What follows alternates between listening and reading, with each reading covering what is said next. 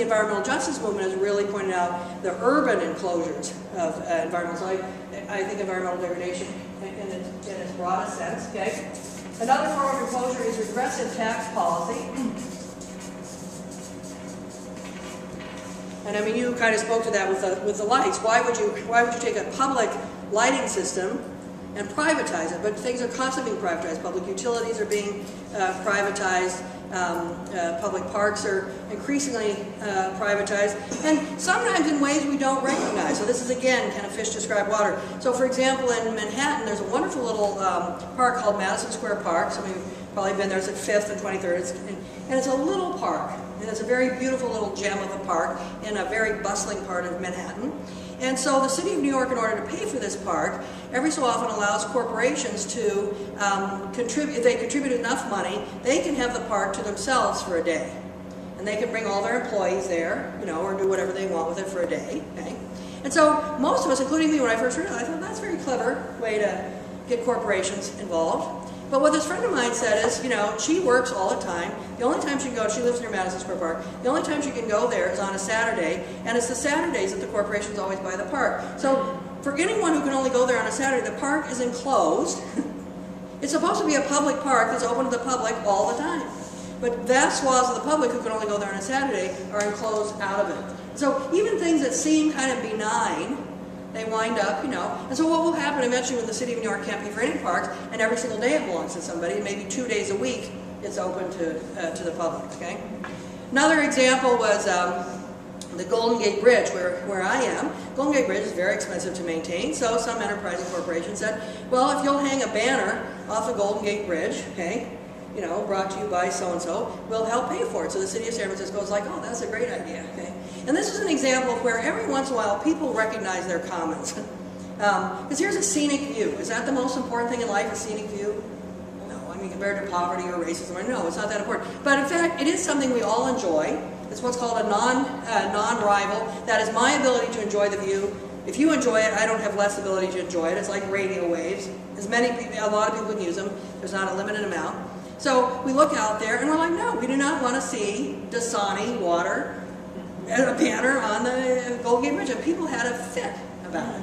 And the city had to back off from it. It was kind of funny when every once in a while people recognize their comments. So that's it.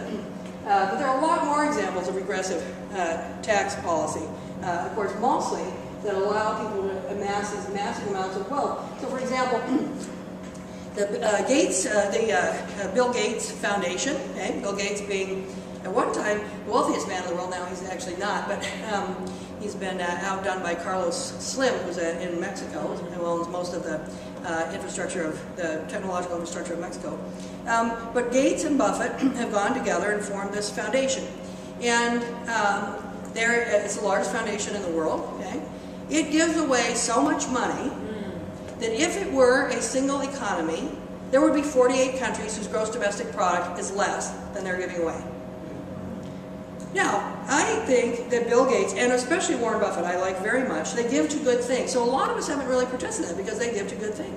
But really we have to ask ourselves, in a commons frame, should anyone really be able to amass that kind of money? This is basically a private government. It is run by free people, okay? Bill and Melinda Gates, Warren Buffett, and then with some advice from Bill Gates Sr., so maybe 4 people. A private, unelected government that actually has as much money as many governments.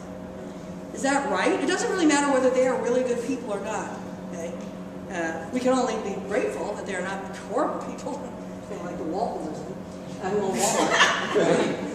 something. But regressive tax policy being one of the big threats. And then these are all related. Of course, the third one is privatization, where everything is kind of done privately. Again.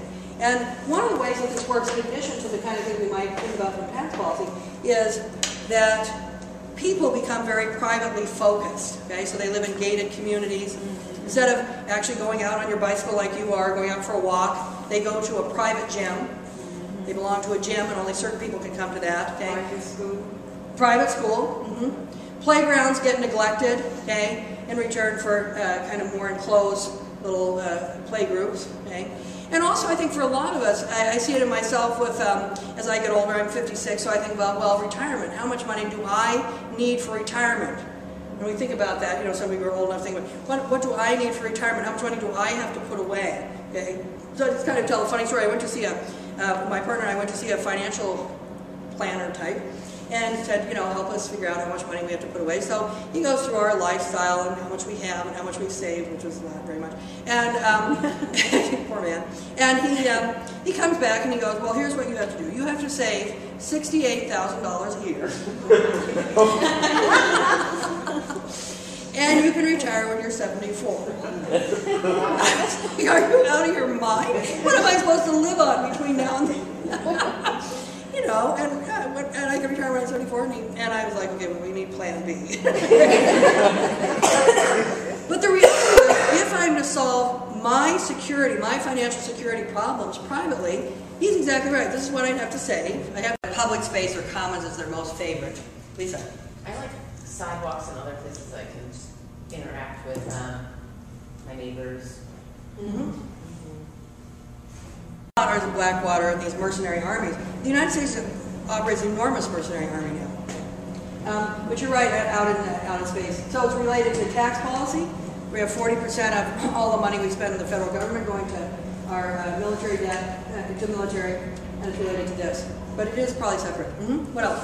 Couldn't a cheap threat to our commons, because I know it's inherited from that common field that animals grazed in, is individualism. Because we have, I think the commons is community. You know, we could say the commons is community. It's how we all collectively commune together. But I think individualism is number one to the destruction of community. Yes. I think that's exactly right. What I need, you know, me, In fact, there's a wonderful book called Fire and Ice, which looks at the difference between, since we're right here at the border of Canada, looks at the difference between Canada and the United States. And why a place that is really, especially from here, only a few miles away, actually is very different, okay, from the United States. And the guy who wrote Fire and Ice said, well, you can look in the founding documents. In the U.S. founding documents is every person has the right to life, liberty, and the pursuit of happiness. It's very individually focused. The founding documents of the government of Canada said we believe in peace, order, and good government. Yes. And it's just it's a different frame. And so it's possible, as we really think about how we're going to move to a different thing, we're going to actually have to reframe our whole notion of how we're a country. Because we also know that the right to life, liberty, and the pursuit of happiness was not actually given to everybody. It was given to those who could afford it through tax law. So yeah, individualism is, yeah. Anything else that people would add? Well, this, I guess, doesn't fit under that same list, but I was thinking about what you said about a view being something that, if, you know, 80 other people are enjoying it, it shouldn't reduce my enjoyment of it. But I was thinking that I think a lot of the culture in this country is based on the assumption that you, to the extent possible, you actually want to reduce other, I mean, like private beaches, right? There are beaches that the only reason to make them private is so that other people will not experience the pleasure that you experience on them. Right. So I think there's sort of this vindictive element of the individualism that we have to contend with. Yeah, and a certain sense that if everyone has the same thing, then it's not worth anything. Okay. So it would greed be a threat to the commons? Oh, just yeah. Super greed. Super greed.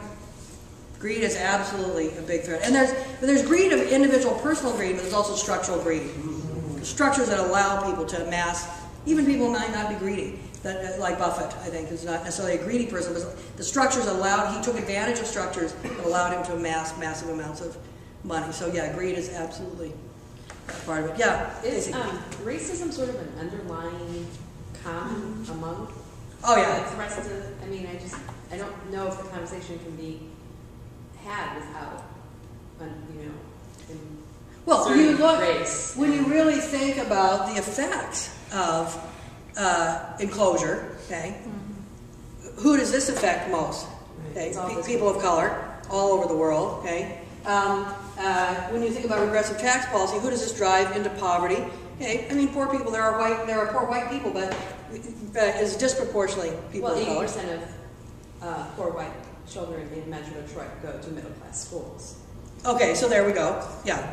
So racism is definitely there. Privatization, you think of gated communities. But privatization, I think, is probably the one we see the most racial, well, I don't see the most racial, we see racial elements there because a lot of times the kind of code word for low income or disadvantaged